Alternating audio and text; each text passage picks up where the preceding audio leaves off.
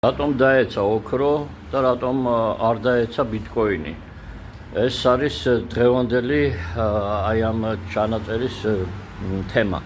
ესე იგი, ოქრო ჩამოვიდა 4500-მდე, ანუ ომი არის, ინფლაციის ეშენია ფედს და იწყებს მსხვილი მოთამაშეები იწყებენ ოქროს აქტივების გაყიდვას. ეს არის აქ არის ორი მომენტი. ერთი არის რომ ისინი იფიქსირებენ მოგებას, ანუ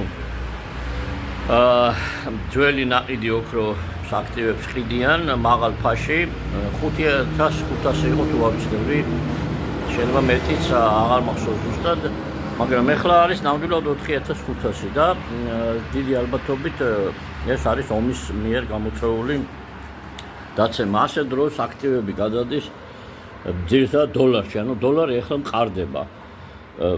მყარდება ასევე ობლიგაციები, სახელმწიფო ობლიგაციები, ფასიანი ქაღალდები დაეცა.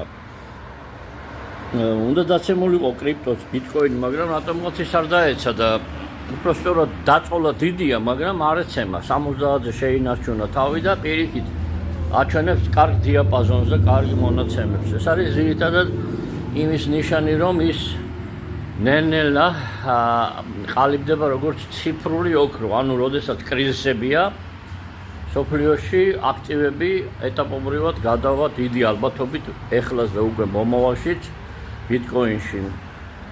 ბანკებს პრობლემები რომ შეექმნებათ, ეს არის ომის მაგალითად ეხლა ზოგიერთ ბანკს აქვს ეგრეთ წოდებული ფულის შიმშილი, სადაც მათ აღარ აქვს ეს, ანუ ძვირია ფული.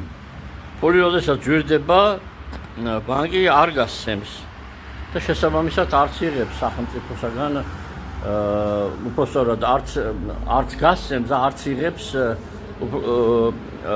სესხებს, ანუ ფული ბიზნესში არ შედის.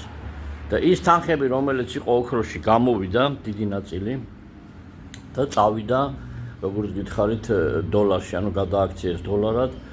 ოქრო არ იძლევა პროცენტს იცით ეს, ოქრო დევს, ინახავ, ზოგიერთ შემთხვევაში იკითხდი, ან ზოგიერთ შემთხვევაში გიხდიან რაღაც გარკვეული პირობების გამო, ქვეყანას გააჩნია, ხოლო დოლარს აქვს პროცენტი და ფასიანი ქაღალდსაც აქვს, ობლიგაციასაც აქვს წლიური მოგება პროცენტი. ბიტკოინსაც აქვს ესეთი მოგება, როდესაც სტეიკინგზე შეიტან, ანუ შეინახავ და მაგას ქვია საპროცენტო, ანუ რაღაც პროცენტს გაძლევენ იმ პირობით თუ შენ შეინახავ მათთან შენს კოინს.